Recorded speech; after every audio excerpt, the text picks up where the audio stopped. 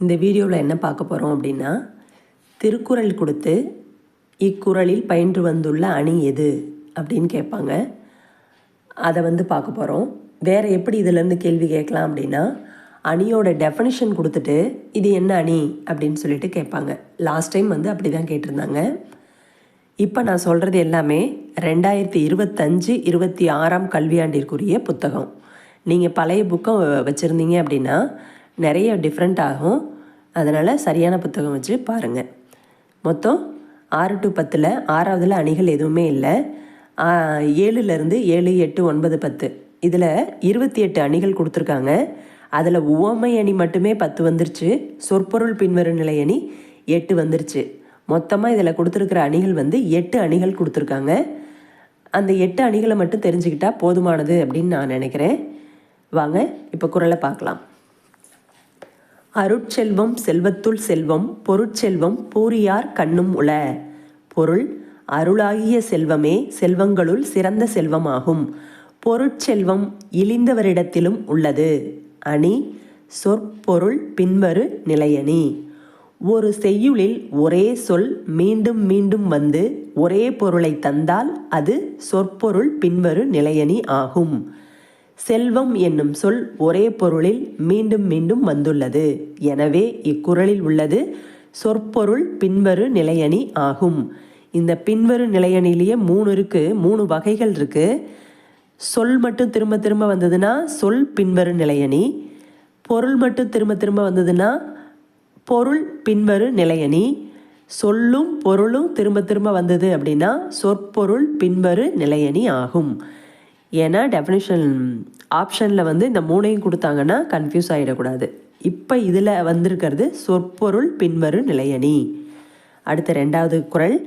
தொட்டனை தூறும் மணற்கேணி மாந்தர்க்கு கற்றனை தூறும் அறிவு. பொருள்: தோண்டும் அளவிற்கு ஏற்ப மணற்கேணியில் நீர் ஊறும். அதுபோல் கற்கும் அளவிற்கு ஏற்ப மக்களுக்கு அறிவு வளரும். அணி: எடுத்துக்காட்டு உவமை அணி. எடுத்துக்காட்டு உவமை அணினா என்னன்னா, உவமை ஒரு தொடராகவும் உவமேயம் ஒரு தொடராகவும் வந்து உவம உருபு மறைந்து வந்தால் அஃது எடுத்துக்காட்டு உவமை அணி எனப்படும். தோண்டும் அளவிற்கு ஏற்ப மணற்கேணியில் நீர் ஊறும் என்பது உவமை. கற்கும் அளவிற்கு ஏற்ப அறிவு வளரும் என்பது உவமேயம். இவற்றுக்கு இடையில் உவம உருபு மறைந்து வந்துள்ளது. இவ்வாறு உவமையும் உவமேயமும் வெளிப்படையாக இடம்பெற்று உவம உருபு மறைந்து வந்துள்ளதால் இக்குறளில் அமைந்துள்ளது எடுத்துக்காட்டு உவமை அணி ஆகும். உவம உருபு வெளிப்படையாக வந்துருச்சு அப்படின்னா அது உவமை அணி. உவம உருபு இதில் எது வந்திருக்கு அப்படின்னா போல, அற்று, ஒன்னார் இந்த 3 வார்த்தைகள் தான் இந்த குறள்களில் வந்திருக்கு. இப்படி வெளிப்படையாக வந்ததுன்னா அது உவமை அணி. உவம உருபு மறைஞ்சு வந்தது அப்படின்னா அது எடுத்துக்காட்டு உவமை அணி. அடுத்த குறள். இடும்பைக்கு இடும்பை படுப்பர் இடும்பைக்கு இடும்பை படாதவர். இந்த இடத்துல படா ஆ அப்படின்னு தனியாக படிக்கக்கூடாது. அளபடையை எப்போதும் அந்த மாத்திரையையும் சேர்த்து ஒழிச்சிடணும். டாவுக்கு 2 மாத்திரை, ஆவுக்கு 1 மாத்திரை, இந்த 3 மாத்திரை அளவுக்கு டான்னு இழுத்து சொல்லிடணும். அவ்வளோதான். இடும்பைக்கு இடும்பை படுப்பர் இடும்பைக்கு இடும்பை படாதவர். பொருள்: துன்பம் வந்தபோது வருந்தி கலங்காதவர் அந்த துன்பத்திற்கே துன்பம் உண்டாக்கி அதனை வென்று விடுவர். இதில் இடும்பை என்னும் சொல் துன்பங்கிற அர்த்தத்தில் திரும்ப திரும்ப வந்திருக்கு. அணி சொற்பொருள் பின்வரு நிலையணி. அடுத்த குறள். வினையால் வினையாக்கி கோடல் நனைகவுள் யானையால் யானையாத்தற்று. அற்று அப்படிங்கிறது வந்திருக்கு. ஒரு யானையை கொண்டு மற்றொரு யானையை பிடிப்பர். அதுபோல ஒரு செயலை செய்யும் போதே அச்செயலால் மற்றொரு செயலையும் செய்து முடித்து கொள்ளல் வேண்டும். அணி உவமை அணி. அடுத்த குறள். கற்றாருள் கற்றார் எனப்படுவர் கற்றார் முன் கற்ற செலச் சொல்லுவார். தாம் கற்றவற்றை கற்றவர் முன் தெளிவாக சொல்ல வல்லவர் கற்றவருள் மிகவும் கற்றவராக மதிக்கப்படுவார். அணி சொற்பொருள் பின்வரு நிலையணி. கற்றார் அப்படிங்கிற வார்த்தை திரும்ப திரும்ப அதே அர்த்தத்தில் வந்திருக்கு. அடுத்த குறள். நாடென்ப நாடா வளத்தன நாடல்ல நாட வளம் தரும் நாடு. பொருள்: பெரிய அளவில் முயற்சி இல்லாமல் வளம் தரும் நாடே சிறந்த நாடாகும். முயற்சி செய்து சேரும் வளத்தை உடைய நாடு சிறந்த நாடு ஆகாது. அணி சொற்பொருள் பின்வரு நிலையணி. நாடுங்கிற வார்த்தை திரும்ப திரும்ப வந்திருக்கு. அடுத்த குறள். சமன் செய்து சீர்தூக்கும் கோல் போல் அமைந்தொரு பால் கோடாமை சான்றோர்க்கு அணி. போல் அப்படிங்கிறது வந்திருக்கு. பொருள் தான் சமமாக இருந்து தன்னிடம் வைக்கப்படும் பொருள்களின் எடையை துலாக்கோல் சரியாக காட்டும். அதுபோல நடுவு நிலைமையுடன் சரியாக செயல்படுவதே சான்றோர்க்கு அழகாகும். அணி உவமையணி. அடுத்த குறள். வழியில் நிலைமையான் வள்ளுருவம் பெற்றம் புலியின் தோல் போர்த்து மேய்ந்தற்று. பெற்றம்னா பசுன்னு அர்த்தம். பொருள் மனத்தை அடக்கும் வல்லமை இல்லாதவர் மேற்கொண்ட வலிய தவக்கோலம் புலியின் தோலை போர்த்தி கொண்ட பசு பயிரை மேய்ந்ததை போன்றது. இது இங்கே அற்றுன்னு வந்திருக்கே உவமை அணி அப்படின்னு நினைக்கலாம். உவமை அணி தான். இன்னும் பர்டிகுலராக அது இல்பொருள் உவமை அணி. அதுக்கான விளக்கம் இப்போ சொல்லலாம். உலகில் இல்லாத ஒன்றை உவமையாக கூறுவது இல்பொருள் உவமை அணி ஆகும். புலியின் தோலை போர்த்தி கொண்ட பசு என்பது உலகில் இல்லை. அதனை உவமையாக கூறுவதால் இக்குறளில் உள்ளது இல்பொருள் உவமை அணி ஆகும். இந்த ஒரு குறளில் மட்டும்தான் இல்பொருள் உவமை அணி கொடுத்துருக்காங்க. பெற்றம்னு வருது. அதை ஞாபகம் வச்சுக்கிட்டிங்கன்னா கரெக்டாக சொல்லிடலாம். அடுத்தது. வருமுன்னர் காவாதான் வாழ்க்கை எரிமுன்னர் வைத்தூறு போல கெடும். போல வந்திருக்கு. பொருள் பழிவரு முன்னே சிந்தித்து தம்மை காத்து கொள்ளாதவருடைய வாழ்க்கை நெருப்பின் அருகில் வைக்கப்பட்ட வைக்கோல் போர் போல அழிந்துவிடும். அணி உவமை அணி. போலன் வந்திருக்கிறதுனால. அடுத்த குறள். கடல் ஓடா கால்வல் நெடுந்தேர் கடல் ஓடும் நாவாயும் ஓடா நிலத்து. பொருள் வலிமையான சக்கரங்களை கொண்ட பெரிய தேர் கடலில் ஓட இயலாது. கடலில் ஓடும் கப்பல் தரையில் ஓட இயலாது. அவரவர் தமக்குரிய இடங்களில் மட்டுமே சிறப்பாக செயல்பட முடியும். அணி பிரிது மொழிதல் அணி. லாஸ்ட் டைம் இதனுடைய டெஃபினிஷன் தான் கேட்டிருந்தாங்க. உவமையை மட்டும் கூறி அதன் மூலம் கூற வந்த கருத்தை உணர வைப்பது பிரிது மொழிதல் அணி எனப்படும். அடுத்தது. அதோட விளக்கம் பார்த்தரலாம். நிலத்தில் ஓடும் தேர் கடலில் ஓடாது, கடலில் ஓடும் கப்பல் நிலத்தில் ஓடாது என்பது உவமை. இதன் மூலம் எவரும் தமக்கு பொருத்தமில்லாத இடத்தில் வெற்றி பெற இயலாது என்பது குறிப்பாக உணர்த்தப்படுகிறது. எனவே இக்குறளில் பிரிது மொழிதல் அணி இடம்பெற்றுள்ளது. அடுத்த குறள். சொல்லுக சொல்லை பிரிதுவோர் சொல் அச்சொல்லை வெல்லும் சொல் இன்மை அறிந்து. பொருள் நாம் சொல்லும் சொல்லை வேறு சொல்லால் வெல்ல இயலாதவாறு சிறந்த சொற்களை தேர்ந்தெடுத்து பேச வேண்டும். அணி சொற்பொருள் பின்வரு நிலையணி. சொல்ங்கிறது திரும்ப திரும்ப இங்கே வந்திருக்கு. அடுத்த குறள். அகழ்வாரை தாங்கும் நிலம்போல தம்மை இகழ்வார் பொறுத்தல் தலை. தன்னை தோண்டுபவரை தாங்கும் நிலம்போல தன்னை இகழ்பவரை பொறுப்பது தலை சிறந்தது. அணி உவமை அணி. போலங்கிற உவம உருபு வெளிப்படையாக வந்திருக்கு. அடுத்த குறள். செல்வத்துள் செல்வம் செவிச்செல்வம் அச்செல்வம் செல்வத்துள் எல்லாம் தலை. செல்வத்துள் சிறந்தது செவியால் கேட்டறியும் கேள்வி செல்வம். அது பிற வழிகளில் வரும் செல்வங்களை விட தலை சிறந்தது. செல்வம்ங்கிற வார்த்தை திரும்ப திரும்ப வந்திருக்கு. அதே அர்த்தத்தில் வந்திருக்கு. அணி சொற்பொருள் பின்வரு நிலையணி. அடுத்த குறள். குணம் நாடி குற்றமும் நாடி அவற்றுள் மிகை நாடி மிக்க கொளல். ஒருவரின் குணத்தையும் குற்றத்தையும் ஆராய்ந்து அவற்றுள் மிகுதியானதை கொண்டு அவரை பற்றி முடிவு செய்க. இதில் நாடிங்கிற வார்த்தை ஆராய்ந்துங்கிற அர்த்தத்தில் திரும்ப திரும்ப வந்திருக்கு. அணி சொற்பொருள் பின்வரு நிலையணி. பெருமைக்கும் ஏனை சிறுமைக்கும் தத்தம் கருமமே கட்டளைக்கல். ஒருவரின் பெருமைக்கும் சிறுமைக்கும் அவரது செயல்பாடுகளே ஆராய்ந்து அறியும் உரைகள் ஆகும். அணி ஏகதேச உருவக அணி. அதனுடைய விளக்கம்.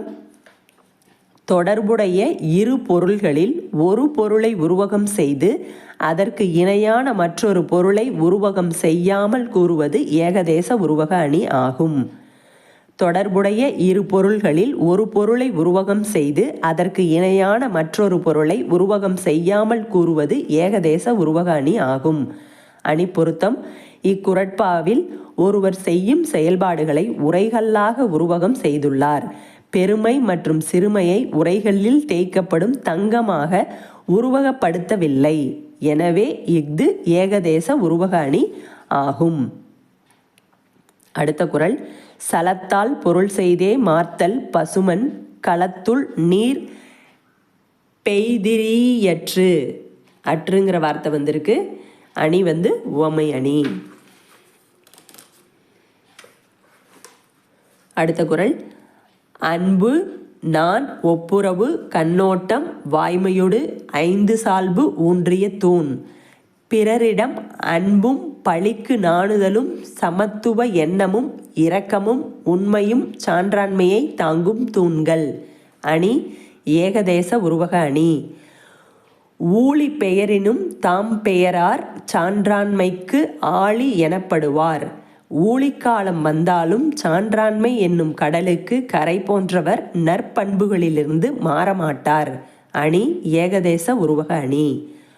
உழுவார் உலகத்தார்க்கு ஆணி அஃதாற்றாது எழுவாரை எல்லாம் பொறுத்து. மற்ற தொழில் செய்பவரையும் உழுபவரே தாங்கி நிற்பதால் அவரே உலகத்துக்கு அச்சாணி ஆவர். அணி ஏகதேச உருவக அணி. கடைசியாக வந்த 3 அணி திருக்குறள்லையுமே ஏகதேச உருவக அணி தான் வந்திருக்கு. அதுக்கான விளக்கத்தை இப்போ பார்க்கலாம். இரு பொருள்களில் ஒரு பொருளை உருவகம் செய்து அதற்கு இணையான மற்றொரு பொருளை உருவகம் செய்யாமல் விட்டு விடுவது ஏகதேச உருவக அணி ஆகும். ஏதாவது ஒன்றை மட்டும் உருவகம் செஞ்சுட்டு இன்னொன்று விட்டுறது தான் ஏகதேச உருவக அணி. அணி பொருத்தம். அந்த அன்பு நான்னு படித்த அந்த குறளுக்கு இக்குறட்பாவில் அன்பு நாணம் ஒப்புரவு கண்ணோட்டம் வாய்மை ஆகிய 5 பண்புகளை சான்றாண்மையை தாங்கும் தூண்களாக உருவகம் செய்துள்ளார். சான்றாண்மை என்பது இங்கு கூரையாக உருவகப்படுத்தப்படவில்லை. எனவே இஃது ஏகதேச உருவக அணி ஆகும். அடுத்த குறள்ல இருக்கிறது. இக்குறட்பாவில் சான்றாண்மை என்பதை கடலாக உருவகப்படுத்தியுள்ளார். கடலின் கரைகளாக நற்பண்பு உடைய சான்றோர்களை உருவகப்படுத்தவில்லை. எனவே இஃது ஏகதேச உருவக அணி ஆகும். அடுத்த குறள். இக்குறட்பாவில் உலகத்தில் உள்ள அனைவரையும் தாங்கி நிற்கும் அச்சாணியாக உழவர்கள் உள்ளனர் என்று உருவகம் செய்துள்ளார். உழவு தொழில் அல்லாது மற்ற தொழில் செய்பவர்களை தேராக உருவகப்படுத்தவில்லை. எனவே இஃது ஏகதேச உருவக அணி ஆயிற்று. அடுத்த குறள். வேலோடு நின்றான் இடுவென்றது போலும் கோளோடு நின்றான் இரவு. இதில் போலும் அப்படிங்கிற வார்த்தை வந்திருக்கு. பொருள். ஆட்சி அதிகாரத்தை கொண்டுள்ள அரசன் தன் அதிகாரத்தை கொண்டு வரி விதிப்பது வேல் போன்ற ஆயுதங்களை காட்டி வழிப்பறி செய்வதற்கு நிகரானதாகும். அணி உவமை அணி. பண்ணெண்ணாம் பாடற்கியைபின்றேல் கண்ணெண்ணாம் கண்ணோட்டம் இல்லாத கண். பொருள். பாடலோடு பொருந்தவில்லை எனில் இசையால் என்ன பயன்? அதுபோலவே இரக்கம் இல்லாவிட்டால் கண்களால் என்ன பயன்? அணி எடுத்துக்காட்டு உவமை அணி. அடுத்த குறள். நச்சப்படாதவன் செல்வம் நடுவூருள் நச்சு மரம் பழுத்தற்று. அற்றுங்கிற வார்த்தை வந்திருக்கு. பிறருக்கு உதவி செய்யாததால் ஒருவராலும் விரும்பப்படாதவர் பெற்ற செல்வம் ஊரின் நடுவில் நச்சு மரம் பழுத்தது போன்றதாகும். அணி அற்றுன்னு வந்ததுனால உவமை அணி. அடுத்த குறள். பொருளல்லவரை பொருளாகச் செய்யும் பொருளல்லதில்லை பொருள். பொருள். ஒரு பொருளாக மதிக்கத்தகாதவரையும் மதிப்புடையவராக செய்வது செல்வம். அஃது அல்லாமல் உலகில் சிறந்த பொருள் வேறு இல்லை. இதில் பார்த்தீங்கன்னா பொருள்ங்கிற வார்த்தை திரும்ப திரும்ப வந்திருக்கு. ஆனால் அர்த்தம் வேறையாக வந்திருக்கு. அதனால் இதனுடைய அணி சொல் பின்வரு நிலையணி. இதுக்கான விளக்கம். ஒரு செய்யுளில் முன்னர் வந்த சொல் வேறு ஒரு பொருளில் பின்னரும் பலமுறை வருவது சொல் பின்வரு நிலையணி ஆகும். அணி பொருத்தம். பொருள் என்னும் சொல் வேறு பொருளில் பின்னரும் பலமுறை வருவதால் சொல் பின்வரு நிலையணி எனப்படும். அடுத்த குறள். குன்றேறி யானை போர் கண்டற்றால் தன் கை தொன்றுன்றாக செய்வான் வினை. பொருள். தன் கைப்பொருளை கொண்டு ஒருவர் ஒரு செயலை செய்வது மலைமேல் பாதுகாப்பாக நின்று கொண்டு யானை போரை காண்பது போன்றது. அற்று கண்டற்றால் அப்படிங்கிறதுல அற்று வந்திருக்கு, அதனால உவமை அணி. தொழுகையுள்ளும் படையொடுங்கும் ஒன்னார் அழுத கண்ணீரும் அனைத்து. பொருள். பகைவரின் தொழுது நிற்கும் கையின் உள்ளும் கொலைக்கருவி மறைந்து இருக்கும், அதுபோல் அவர் அழுத கண்ணீரின் உள்ளும் வஞ்சகம் மறைந்து இருக்கும் என்பதை உணர வேண்டும். அணி உவமை அணி. அடுத்த குறள். இன்மையின் இன்னா தியாதனின் இன்மையின் இன்மையே இன்னாதது. பொருள். ஒருவருக்கு வறுமையை போன்று துன்பம் தருவது எது என்றால் அது வறுமையே ஆகும். அணி சொற்பொருள் பின்வரு நிலையணி. இன்மை அப்படிங்கிறது வறுமைங்கிற பொருளில் திரும்ப திரும்ப வந்திருக்கு. அடுத்த குறள். தேவர் அணையர் கயவர் அவரும் தாம் மேவன செய்தொழுகலான். பொருள். தேவரும் கயவரும் ஒரு தன்மையர். எவ்வாறு எனில் தேவர்களைப் போல கயவர்களும் தாம் விரும்புவனவற்றை செய்து ஒழுகுவர். அதுக்கான விளக்கம். ஒரு செய்யுளில் ஒன்றை புகழ்வது போல பழிப்பதும் பழிப்பது போல புகழ்வதுமாக வருவது வஞ்ச புகழ்ச்சி அணி ஆகும். அணி பொருத்தம். தேவர்கள் தாம் விரும்பும் மேலான செயல்களை செய்தல் போல கயவர்களும் தாம் விரும்பும் கீழ்மையான செயல்களையே செய்வர்.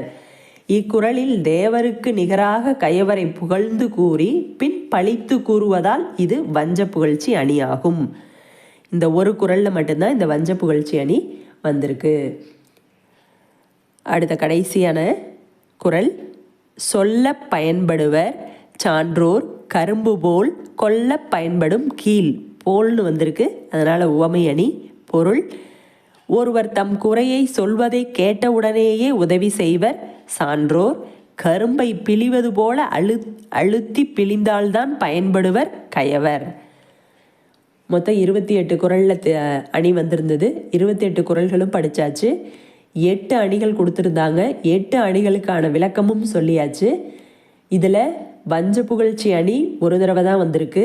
சொல் பின்வரு நிலையணி ஒரு தடவை தான் வந்திருக்கு. பிரிது மொழிதல் அணி ஒரு தடவை தான் வந்திருக்கு. இல்பொருள் உவமை அணி ஒரு தடவை தான் வந்திருக்கு. 8 அணிகளில் இந்த 4 அணிகள் ஒவ்வொரு தடவை தான் வந்திருக்கு ஒரு குறளில். அதெல்லாம் நல்லா தெளிவாக பார்த்து வச்சுக்கோங்க. அடுத்தது ஏகதேச உருவக அணி 4, எடுத்துக்காட்டு உவமை அணி 2, உவமை அணி 10, சொல்பொருள் பின்வரு நிலை அணி 8. மொத்தம் 28 அணிகளும் சொல்லியாச்சு. இதை நல்லபடியாக ஒரு தடவைக்கு 2 தடவை நீங்கள் கேட்டிங்கனாலே போதும். இதிலிருந்து கண்டிப்பாக ஒரு மார்க்குக்கு வாய்ப்பு இருக்குது, கேட்டுக்கோங்க. நன்றி.